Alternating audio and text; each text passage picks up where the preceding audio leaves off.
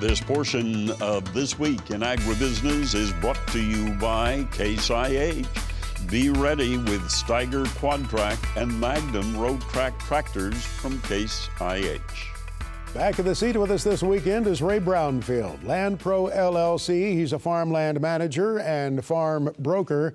Back to the cash rental rates subject for a moment or two. I was visiting with a banker, a farm lender, as a matter of fact, one who's been around long enough that he remembers back in the 80s very vividly. And he was talking about it's so important for the grower to be communicating with the banker during these tighter times, the cash price squeeze.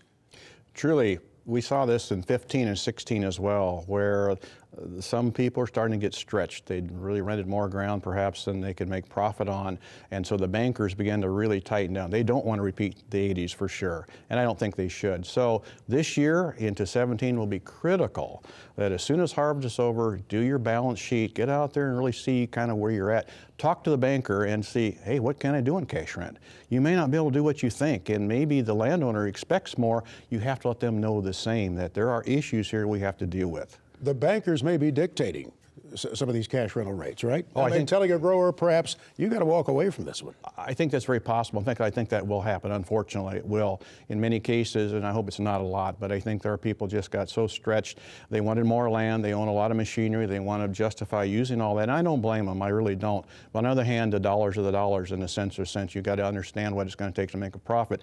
And if you can't make a profit after these number of years, then it's going to be an issue. Hindsight's 20/20, but this whole discussion takes place a little bit better if you've maintained communication along the way, doesn't it? Exactly.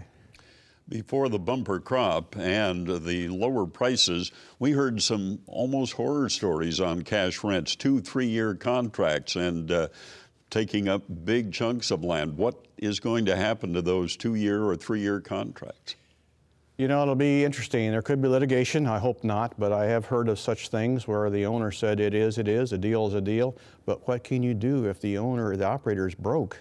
It's like milking blood out of a turnip. You can't do that. So I think there'll be some walkaways in those cases.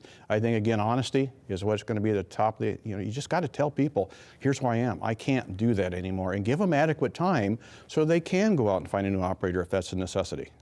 And will they be able to find a buyer if they decide they can't deal with cash rents anymore? A buyer for the land? Yeah. Oh, yes. There's always buyers for land. It's a matter of price.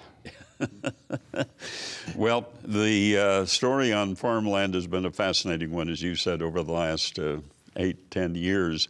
And what about recreational land? Because that was a big deal a few years ago. Oh, it's picking up, which shows us the general economy may be getting a little better. That's discretionary income, usually. Somebody wants to go out and hunt, fish, enjoy the outdoors. And so that land market has actually come up somewhat from the bottom when we really were in worse shape economically. So that tells me, hey, maybe there's a chance out here we can do some recovery. Yeah, there's a pretty decent market again on that. As always, thank you for your expertise. Thank you. Ray Brownfield, Land Pro LLC, here with us on This Week in Agribusiness.